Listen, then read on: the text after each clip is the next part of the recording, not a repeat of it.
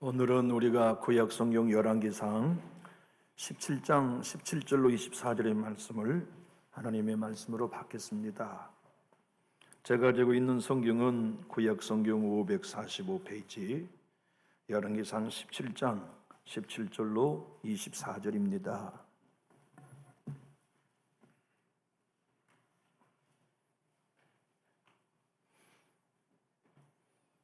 이 일 후에 그 집 주인 되는 여인의 아들이 병들어 증세가 심히 위중하다가 숨이 끊어진지라.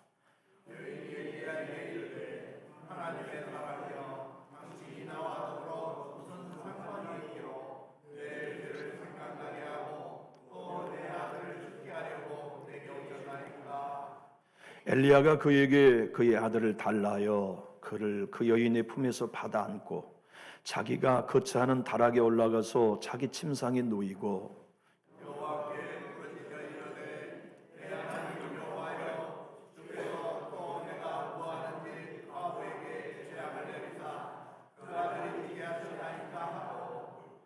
그 아이 위에 몸을 3번 펴서 엎드리고 여호와께 부르짖어 이르되 내 하나님 여호와여 원하건대 이 아이의 혼으로 그 몸에 돌아오게 하옵소서 하니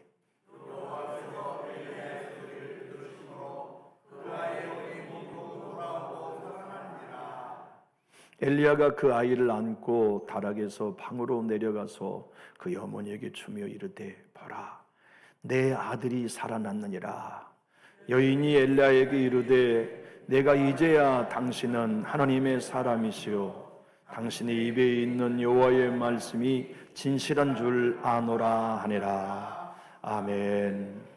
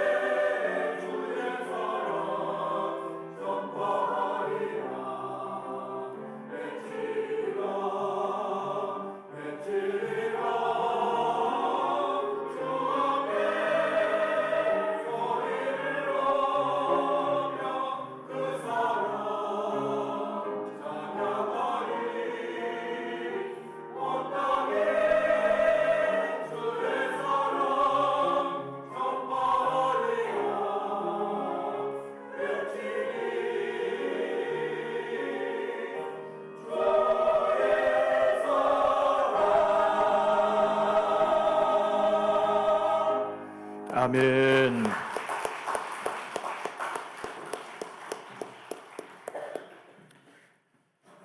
늘 그렇지만 오늘 찬양도 한 번 더 듣고 싶을 마음이 될 만한 은혜가 밀려옵니다. 모든 사람은 부유하고 싶죠. 가난하게 살기 원하는 사람은 없어요. 다 넉넉하게 살고 싶죠. 이스라엘 백성들도 그랬어요. 부자로 살고 싶었어요. 물질이 풍성한 삶을 꿈꿨죠. 그런데 그들에게 있는 문제는 뭐였냐면 하나님은 농사의 신은 아니라고 생각했던 거예요. 고대 근동 지역은 신들은 자기 민족의 신, 부족의 신으로 오해했어요. 그렇기 때문에 하나님은 광야의 인생을 인도한 목축업이 하나님이지 가나안에 들어와 농사 짓는 신은 아니다고 생각했던 거죠. 하나님에 대한 오해였어요. 근데 가나안 사람들은 그렇게 믿었어요. 우리 이 가나안 땅에 젖과 꿀이 흐르는 것은 농사의 신이 때를 따라 비주고 이슬 주어 축복 주신 것이지 목축의 신인 여호와는 이 복을 못 준다고 생각했던 거예요. 우리는 구약 성경을 읽어보면 왜 이스라엘 백성들이 그렇게도 매번 우상을 섬겼는지 이해가 잘 안 된다 하고 생각하실지 몰라요. 그런데 그 배경은 바로 이런 신에 대한 이해 때문이었어요. 다시 말하면 이스라엘 백성이 매번 우상 숭배에 빠졌어요. 매번 바알 신과 아세라 신의 우상에 빠졌어요. 이유는 좋아서 그런 게 아니에요. 축복받는다는 믿음 때문에 그렇다고요. 이 아합의 왕, 오늘 본문의 사건은 아합 왕의 시대였는데 아합은 북쪽 이스라엘의 7대 왕이었어요. 가장 이스라엘 나라가 부강했던 때, 오늘로 말하면 GDP가 가장 높을 때, 모든 소비가 촉진되고 건설업이 부흥되고 물질의 어려움이 전혀 없는, 쉽게 말하면 시류가 잘 풀릴 때에 있었던 일이에요. 우리가 생각해 보면 풍성해지고 넉넉하며 잘 되니까 하나님도 예배하면 좋겠지만 언제나 부유해지면 세상으로 나가고 하나님을 떠났던 게 이스라엘 백성이었단 말이죠. 하나님은 그들에게 돌아오도록 선지를 보내셨어요. 돌아오라. 너희에게 비를 주는 신은 없다. 나 여호와 외에는. 생각해봐라. 너희가 지금 살고 있는 터전을 누가 주었냐? 바알이 주었냐? 나 여호와가 주었냐? 계산해봐라. 너희의 자녀가 너희의 건강 때문에 주어진 선물이냐? 나 여호와가 준 값없는 선물이냐? 너희의 감람원의 열매가, 포도밭의 열매가 너희의 수고의 결실이냐? 나 여호와가 주는 산물이냐? 깊이 생각해보고 여호와께로 돌아오라는 외침을 전하고 전했지만 아무도 안 들었어요. 그래서 하나님은 여기 있는 이 선지자를 통하여 이렇게 예언하게 하셨죠. 앞으로 너희가 내 말을 계속 듣지 않는다면 흉년이 오게 하겠다. 가뭄이. 그것도 3년 6개월 동안. 그래서 엘리야를 통하여 1절에 하나님이 이렇게 예언하게 하신 것이에요. 길리앗 세우고 하는 자 중에 디십 사람 엘리야가 아합에게 말하되 내가 섬기는 이스라엘의 하나님 여호와께서 살아계심을 두고 맹세하노니 내 말이 없으면 수년 동안 비도 이슬도 있지 아니하리라 하니라. 여러분, 오늘날도요 관계수로가 잘 돼 있고 저수지가 잘 확보되어 있는 시대도 3년 6개월 비 안 오면 그 나라 망합니다. 지금 이란의 최고의 문제는 리알의 가치 하락에 있는 것이 아니라 비가 오지 않는 데 있어요. 이란은 지금 물이 없습니다. 만약에 우리나라에 3년 6개월 비 안 오면 옥정원은 바닥을 금방 드러낼 거예요. 우리 전주가 먹는 산소원도 금방 바닥에 드러날 거예요. 물이 없이는 아무도 못 살잖아요. 하나님이 3년 6개월 동안 비를 내리지 않는 가뭄으로 인도하시면서 엘리야야, 네 삶은 내가 책임질게. 그리 시냇가로 가라. 그리시네가는요, 사람이 안 사는 외진 곳이에요. 쉽게 말하면 변방의 지역이었죠. 엘리야는 투벅투벅 그리시네가로 갔어요. 이유는 현상수배범이 되었기 때문이었어요. 아합이 비가 오지 않는 이유는 내 죄 때문이다 해야 되잖아요. 이세벨이 비가 오지 않는 심판은 나의 우상 숭배의 죄 때문이라 해야 되는데 저놈 엘리야 때문이라고 생각했던 거예요. 저놈이 바알 신을 화나게 해가지고 바알 신이 비를 주지 않아 흉년이 왔다는 생각을 가졌기 때문에 엘리야 잡아 죽이려고 현상수배한 거예요. 그러니 도망갈 수밖에요. 하나님이 어디로 도망가게 했냐면 그리시네가로 갔어요. 놀랍지 않나요? 사람도 없는데 까마귀를 통하여 떡을 보내주셨어요. 까마귀는 부정한 짐승입니다. 썩은 시체나 먹고 사는 부정한 짐승이에요. 그런데 그 까마귀가 입도 닫지 않고 아침에도 떡을 물어다 주고 여러 마리가 갖다 주었을까? 한 마리가 계속했을까? 제가 생각할 때는 한 마리가 계속했을 것 같아요. 아침에 온 까마귀가 저녁에도 떡과 고기 갖다 주고 그 다음날 아침에도 떡과 고기 갖다 주고 꼭 그 문이 있는 그 까마귀가 저녁에도 갖다 주고 계속 가뭄이 시작되니까 그리시네가가 이제 메말랐어요. 그래서 더 이상 그곳에 살 수 없으니 하나님이 이번에는 어디로 데리고 가시냐면 이세벨의 고향 사르밧으로 데리고 갔어요. 대종아, 네 하나님 힘듭니다. 이 거친 광야에 살기가 참 버겁습니다. 없이 시장도 합니다. 목도 마릅니다. 그래, 내가 내 종 너 하나 책임 못 지겠냐? 너 사르밧으로 가라. 여호와여, 그 땅은 저 악랄한 이세벨의 고향 아닙니까? 이방인의 땅에 내가 왜 가야 합니까? 거기 가야 너에게 물 한 잔 줄 수 있는 여인이 있다. 이스라엘은요, 아무도 없어. 아니, 내 나라 내 백성에게는요, 글쎄 내 나라 백성 중에 너에게 물 줄 수 있는 과부는 없다. 그래서 사르밧 이세벨의 고향 땅으로 엘리야를 보냈는데 성문에 이르자 한낮에 나무를 줍는 여인이 눈에 들어왔어요. 여보, 내가 먼 길을 걸어와서 지금 없이 기가라오. 나에게 생수 한 잔만 주오. 그러니 말없이 그 여인이 물을 길러다가 엘리야의 입에 대줘요. 아마 벌컥벌컥 마셨겠죠. 얼마나 시원했을까요? 그리고 나서는 가당치도 않는 부탁을 합니다. 여보, 이제 내가 해가라고 보니 몹시 시장하오. 당신 나에게 떡 좀 해오소. 그러니 그 여인이 냉담하게 얘기합니다. 떡이라니요? 지금 이 흉년의 때 어디서 떡을 만들어 줄 수 있겠습니까? 내 집에 밀가루 한 줌 있고 기름병에 기름 조금 몇 방울이 있는데 그걸로 작은 떡을 만들어 우리 모자 먹고 죽으려고 할 판입니다. 그런데 그걸 달라고요? 그래, 네 말대로 그걸로 떡 만들어 작은 것 하나 내 입에 넣어주면 하나님이 이 흉년이 끝날 때까지 그대의 기름병에 기름 마르지 않게 하시고 밀가루통에 밀가루 떨어지지 않게 복 주실 거야. 하나님의 약속이야. 그 말을 고지것대로 믿을 수 있는 사람이 이스라엘 땅에는 없었다니 놀랍지 않나요? 엘리야가 찾아가서 너희 집에 밀가루통이 떨어지지 않게 하나님이 하신다고 하신 이 약속을 믿을 수 있는 사람이 이스라엘 땅에는 한 사람도 없었다니 놀랍지 않나요? 그래서 사르밧 과부에게 보낸 거예요. 그 과부에게 오늘 본문 13절로 16절은 이렇게 하나님의 말씀이 기록되었습니다. 엘리야가 그에게 이르되 두려워하지 말고 가서 내 말대로 하려니와 먼저 그곳으로 나를 위하여 작은 떡 한 개를 만들어 내게로 가져오고 그 후에 너와 내 아들을 위하여 만들라. 이스라엘 하나님 여호와의 말씀이 나 여호와가 비를 지면에 내리는 날까지 바알이 비 내린 거 아니다. 나 여호와가 비를 지면에 땅에 내리는 날까지 그 통에 가루가 떨어지지 아니하고 그 병에 기름이 없어지지 아니하리라고 나에게 말씀하셨다.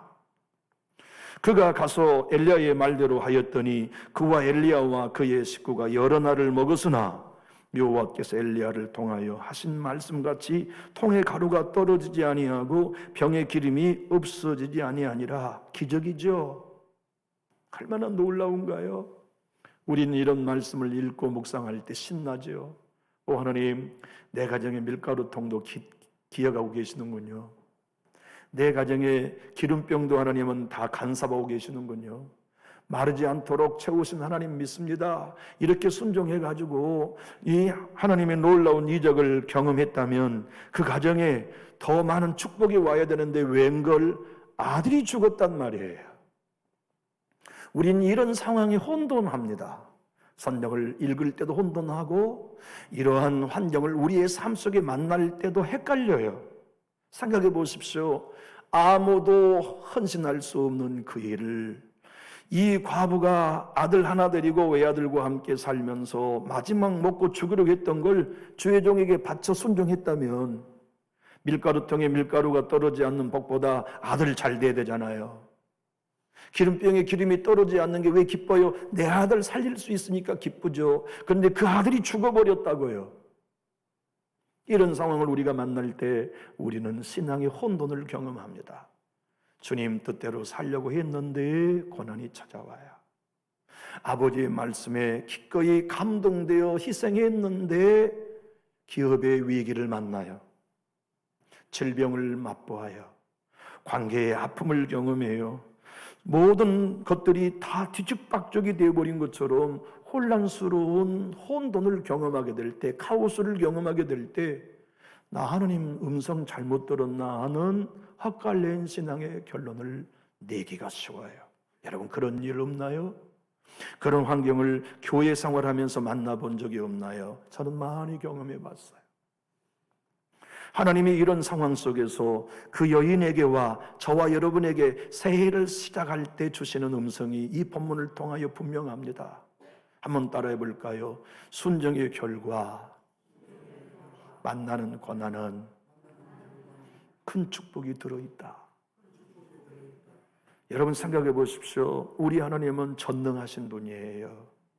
당신을 위해 말씀 따라 마지막 한 움큼의 밀가루 내놓은 순종을 했다면 그 다음 오는 고난은 반드시 좋은 것 담고 있어요. 내 주님께 마지막 남은 기름방울 드리는 순종했잖아요. 그 다음 오는 고난은 반드시 엄청난 은혜가 담겨 있어요. 아들 살아났잖아요. 네 아들이 살아났다. 네 가정이 살아났다. 네 교회가 살아났다. 너희 관계가 살아났다. 너희의 기름짐이 살아났다 하시는 말씀을 신년 벽두에 우리 모두에게 주신 하나님의 약속 아닙니까? 이것을 믿기 때문에 순종하면서 만나는 고난도 견딜 수 있잖아요. 십자가 짊어지고 걸어가는 길에 아픔 있고 가슴에 비수를 꽂는 말을 들을 때도 있고 등에 꽂히는 칼을 맞는 것 같은 배신도 경험하고 헌신하고 충성한 이후에 들려오는 말들이 내 모든 의욕을 상실해버리는 용광로와 같은 아픔을 경험할 때 우리는 다 내려놓고 싶잖아요. 여기서 그만, 여기까지라고 생각하면서 사명도 내려놓고 싶잖아요. 그래서 그때마다 우리는 뭐 하게 되냐면 하나님을 의뢰하지 않을 수 없어요. 사르밧 과부가 인생의 어려운 일을 만날 때 그 여인이 용광로를 만나 모든 걸 다 잃어버린 신사와 같았어요. 남편 잃었죠. 용광로의 삶이에요. 사르밧의 아픔. 가진 것 하나도 없지요. 세간살이도 없지요. 그 여인에게는 이제는 고난의 연속인 삶 외에는 존재하지 않지만 하나님이 그 여인의 집에 하나님의 사람을 보내셨어요. 하나님의 사람을 보낸 이상 그 집은 희망이 있습니다. 하나님의 사람이 보내신 이상 그 가문은 장래가 있습니다. 하나님의 사람이 있는 공동체에는 분명 희망이 있는 거죠. 그렇게 했더니 하나님이 그 가정에 이런 축복을 15절 16절에 주셨어요. 그가 가서 엘리야의 말대로 하였더니 그와 엘리야와 그의 식구가 여러 날을 먹었으나 여호와께서 엘리야를 통하여 하신 말씀같이 통에 가루가 떨어지지 아니하고 병의 기름이 없어지지 아니하니라. 엘리야는 변방 사람이었어요. 시골 촌 사람, 사람들에게 자랑할 것이 아무것도 없는 사람. 그래서 하나님을 의뢰할 수밖에 없는 인생이 바로 엘리야였죠. 우리가 하나님 전에 나와 예수 믿는 성도로 살면서 크고 작은 모든 일을 만날 때마다 하나님을 의뢰하는 신자 있지요. 좋은 일 가운데서도 하나님 의뢰하고 의지하고 난 하나님밖에 없어요. 어려운 일을 만나면 더 하나님 의지하면서 주님 이번에도 피할 길은 나는 하나님밖에 없어요. 그 사람이 어떤 사람이냐면 디셉 사람이에요. 오늘 또 새해를 시작하면서 나는 피할 곳이 하나님밖에 없습니다. 나는 도움을 얻을 곳이 예수님밖에 없습니다. 주님이 나의 산성과 피난처가 되어주시고 내 기름병 계산해 주십시오. 내 밀가루통 눈여겨봐 주십시오. 나에게는 이제 남은 곳이 없습니다라고 하나님 의지할 수밖에 없는 인생이 곧 누구입니까? 디셉 사람 엘리야요, 저와 여러분이 아닙니까? 그렇게 하나님께서 밀가루통에 복 주시고 기름병에 복 주셨으면 더 좋은 것들 주셔야 되는데 아들이 병들게 하고 위중하게 하더니 죽게 내버려 두시다니요. 하나님이 이래도 되시는 겁니까? 도대체 이것이 하나님이 일하신 방식입니까? 나는 하나님이 일하신 것을 도무지 헤아릴 길이 없습니다. 나 너무 감당할 길이 없습니다. 고난 만나고 영광로와 같은 문제를 만나면 그렇게 하나님 앞에 하소연하지 않는 인생이 어디 있겠어요? 하나님이 이러시깁니까? 내가 충성한 것에 하나님은 이렇게밖에는 나에게 갚으실 수 없습니까? 하고 항변하는 일은 여인만의 일은 아니죠. 그런데 여러분들 아까 전에 따라하신 것처럼 순정한 너머의 고난은 축복이 들어있어요. 아들 살아나는 것만이 아니고 우리 하나님께서 이 여인이 안고 있는 근본적인 문제, 곧 지난날의 죄로부터 용서받은 확신을 주고 싶으셨어요. 무엇 때문에 이 여인이 범죄했는지는 몰라요. 학자들은 아마 지금 안고 있는 이 아들이 분명 범죄의 결과로 낳은 아들이라고 해석하고 있어요. 다시 말하면 불륜으로 낳은 아들. 그리고 남편은 죽었어요. 근데 이 아이가 병들어 죽고 보니까 자기가 불륜을 저질러 태어난 아들의 죄, 아들을 낳은 것에 대한 죄가 생각났다고 오늘 본문은 우리에게 소스를 제공해 주지요. 17절 우리 한번 화면을 보고 읽어봅시다. 2일 후에 그 집 주인 되는 여인의 아들이 병들어 증세가 심히 위중하다가 숨이 끊어진지라. 여인이 엘리야에게 이르되 하나님의 사람이여 당신이 나와 더불어 무슨 상관이 있기로 무엇을 생각나게 한다고요? 내 죄를 생각나게 하는 거. 이게 이 여인의 근본적인 문제예요. 밀가루통에 밀가루 가득 차도 이 여인은 이 덫에서 못 나올 거예요. 기름병에 기름이 가득해도 이 여인은 진짜 지난날의 과거의 죄로부터 벗어나는 행복은 못 누릴 거예요. 하나님은 그 여인을 아셨어요.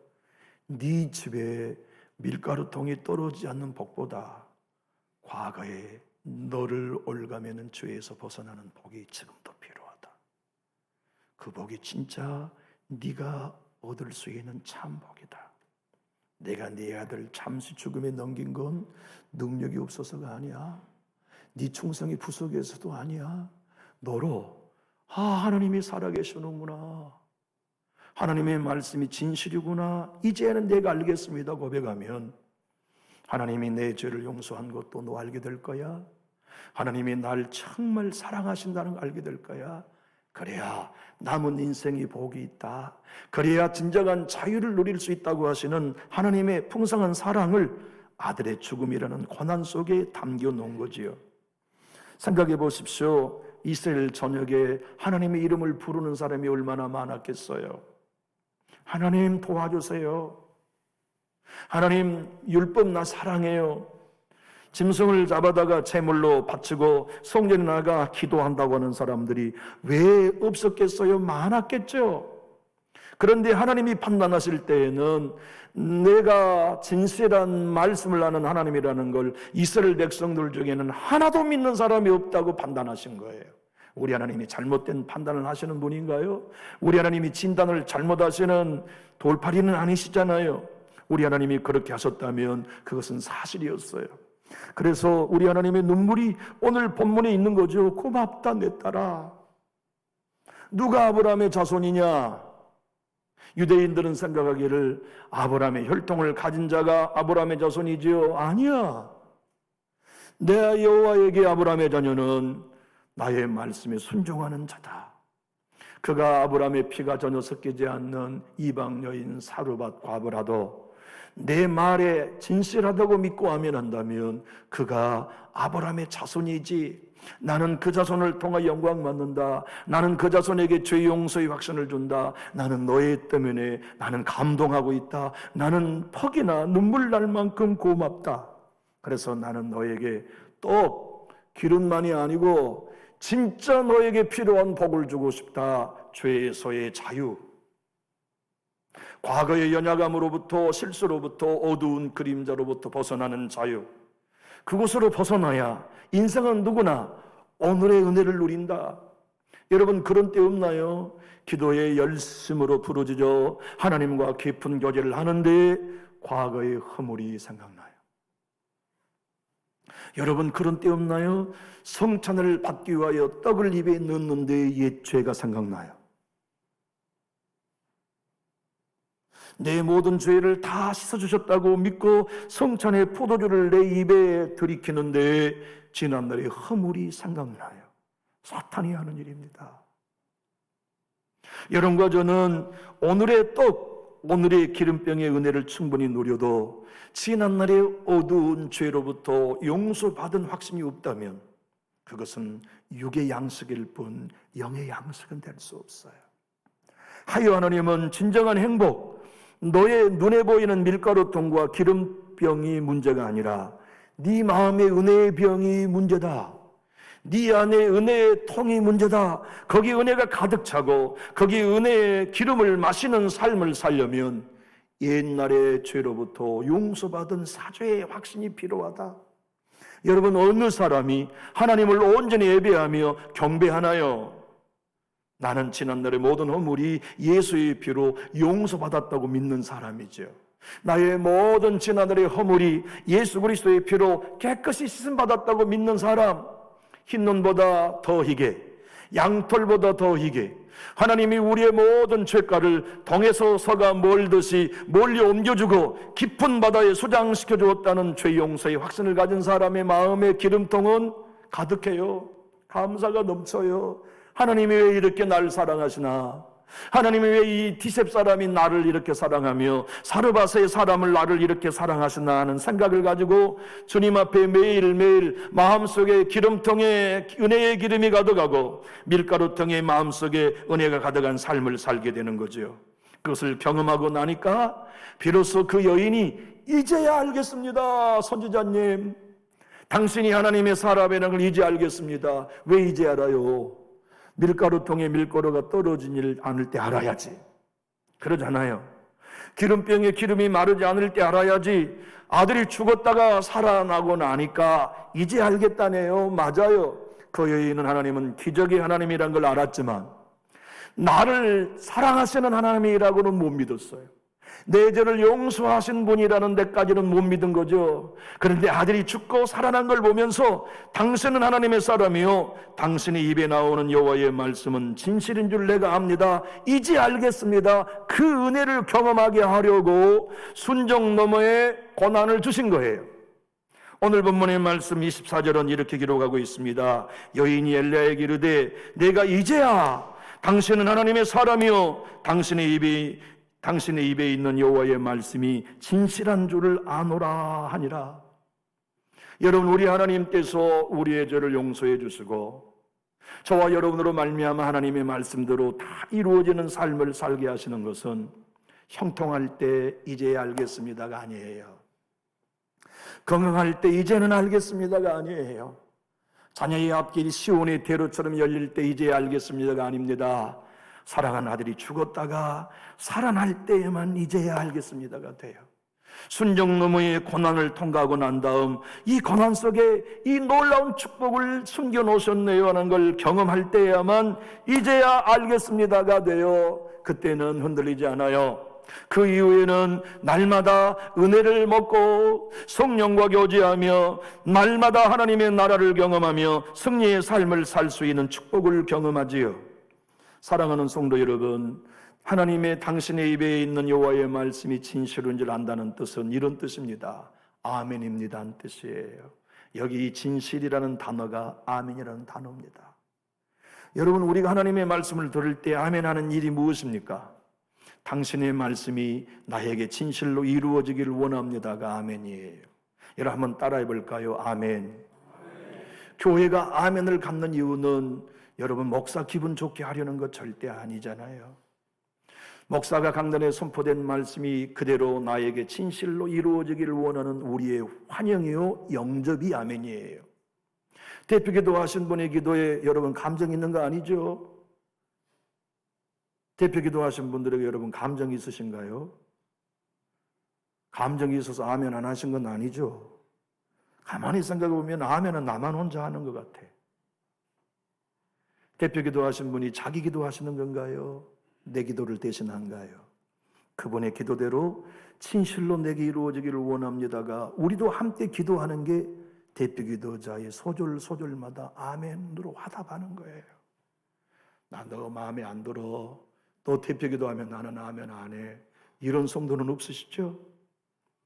그런 성도가 있다면 오늘 여러분들과 제가 아멘이란 당신의 입에 나오는 말씀이 나에게 진실로 이루어지기를 원한다고 하는 이 복음 앞에 아멘으로 화답할 수 있기를 축복합니다. 우리 크게 한번 아멘 할까요? 입이 열리는 아멘이 고난 너머의 축복을 경험하게 해주세요. 새해에 여러분의 가정에 사제의 은혜 경험해야 되잖아요. 예수의 피로. 제가 김진홍 목사님, 그분은 소도 키우고 돼지도 키우고 양도 키우고 염소도 키우고 닭도 키우시잖아요. 근데 양계 사업을 하면서 그분이 알게 됐대요. 그분의 책을 읽어보면 나오는 얘기인데 이상하게 모든 가축 중에 다 기생충이 있는데 닭만 기생충이 없대요. 물론 무슨 전염병이 걸려서 세균으로 감염되어 함께 살처분 되기도 합니다만 그러나 기생충은 닭의 몸에는 없대요. 여러분 이유를 아시나요? 왜 닭의 몸에는 기생충이 살지 못하는가? 살지 않는 게 아니라 들어가면 죽어버려요. 닭의 몸에는. 그러니까 닭고기는 생으로 먹어도 기생충 감염된 연연은 없어요. 이유는 딱 하나. 수의사가 알려드려요. 목사님, 닭고기에는 닭 안에는 기생충이 살지 못하는 이유는 닭의 몸이 뜨겁기 때문입니다. 그러니까 기생충이 들어가도 녹아버려 죽는다는 거예요. 예수님의 피는 뜨거워요.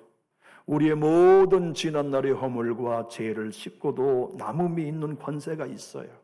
그래서 그 피를 믿는 자는 우리 모두가 다 함께 고백할 수 있는 거죠. 주님, 나 이제 과거로부터 벗어납니다. 하나님, 나 지난날의 허물로부터 벗어납니다. 나 오늘을 살겠어요. 나 오늘 주시는 떡 먹으면서도 기쁠래요. 나 오늘 주시는 기름병 먹으면서도 기쁠래요. 그런데 지난날의 죄가 용서되지 않으면 떡을 먹어도 불편해요. 지난날의 허물의 죄 용서를 확인하지 못하면 기름을 마셔도 불편해요. 찬양하고 돌아가면서 이미 내 마음에 두려움이 자리 잡고 하나님과 함께 깊은 교제를 누리면 지난날의 과거가 덧치되어 우리의 발목을 잡는 악순환을 끊임없이 경험하죠. 훨훨 벗어버리고 티 없는 창국처럼 하나님의 은혜를 나눌 수 있는 하나님의 사람은 오늘 고난 통하여 오는 순종의 결과로 오는 고난을 통하여 하나님의 말씀이 진실이고 당신이 하나님의 사람이라는 것을 이제 알겠습니다 할 때부터 주시는 선물이지요. 하여 오늘 본문의 말씀 24절을 우리말 성경의 번역본으로 한번 읽어보겠습니다. 시작. 그러자 여자가 엘리야에게 말했습니다. 이제 당신이 하나님의 사람인 것과 당신의 입에서 나오는 여호와의 말씀이 진실임을 알겠습니다. 여러분, 하나님의 말씀이 진실이라는 것을 여러분 믿으시면 우리 큰 소리로 아멘 하실까요? 우리가 믿는 건 목사 아니잖아요. 하나님의 말씀입니다. 목사 입에 나오는 하나님의 말씀을 믿는 거예요. 당신이 하나님의 사람인 줄 내가 이제는 압니다. 그리고 당신이 입에 나오는 여호와의 말씀이 아멘인 걸 내가 압니다. 그 사람, 그 믿음 때문에 하나님이 이스라엘 땅에 과부에게 보내지 아니하시고 사르밧 과부에게 선지를 보내셨다고 우리 예수님이 친히 설명하셨어요. 누가복음 4장 25절 26절 이 사건의 주인공 예수님이 설명하신 내용입니다. 우리 한번 읽어봅시다. 내가 참으로 너에게 이르노니 엘리야 시대의 하늘이 3년 6개월간 닫히어 온 땅에 큰 흉년이 들었을 때에 이스라엘에 많은 과부가 있었으되 엘리야가 그중 한 사람에게도 보내심을 받지 않고 오직 시돈 땅에 있는 사렙다의 한 과부에게 뿐이었으며. 사랑하는 교회 여러분, 하나님의 은혜가 새해 필요하지 않으시나요? 주님이 주시는 고난 너머의 더 큰 축복들이 여러분에게는 필요하지 않으신가요? 전 정말 필요해요. 전 정말 필요해요.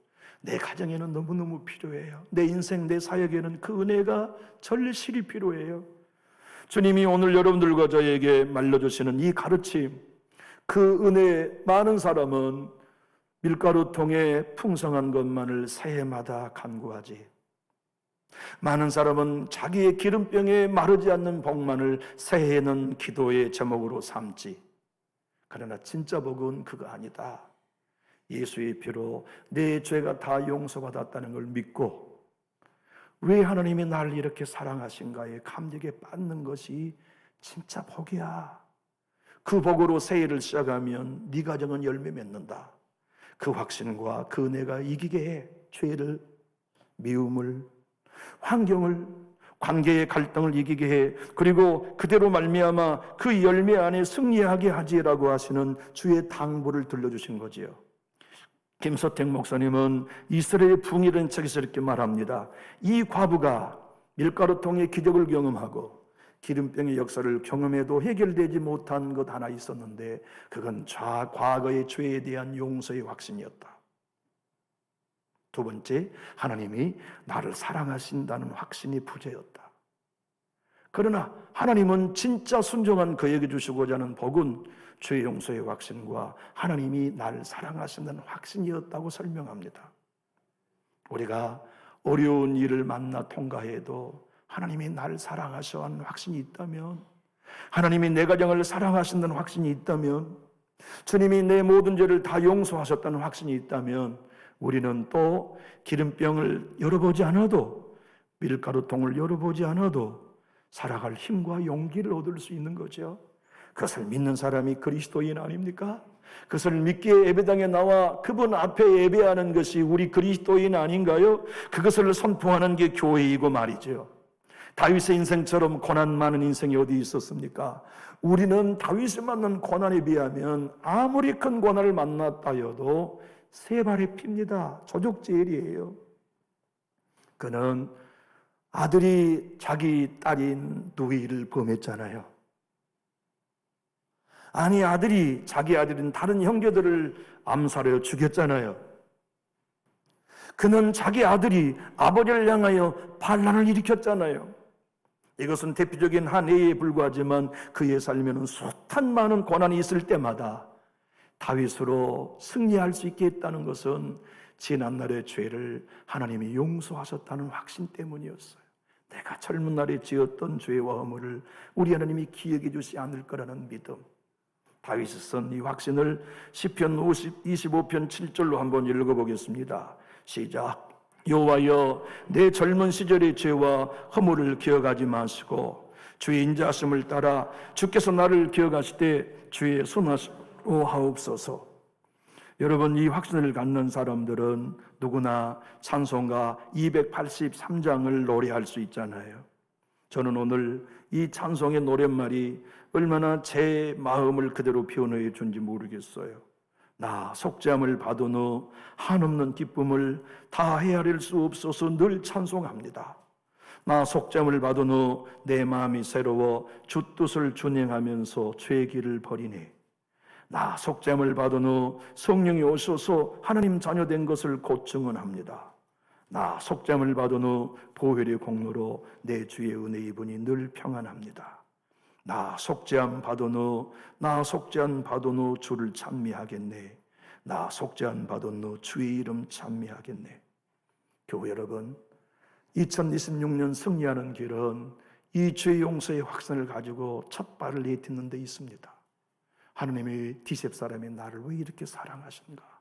별 볼일 없는 인생인 나를 충성한 다음에 순종한 다음에 오는 고난 속에 하나님은 더 좋은 것, 내 아들이 살아나고 하나님께서 나를 얼마나 복되게 인도하시는 신실한 아멘의 말씀인 것을 경험하게 하려고 주시는 선물인 걸 깨닫고 오늘 첫 발을 내딛는 동안에 이 확신으로 출발하는 우리 교회와 저와 여러분, 제 가정과 여러분 가정이 되시기를 우리 주님의 이름으로 축복합니다. 기도하겠습니다.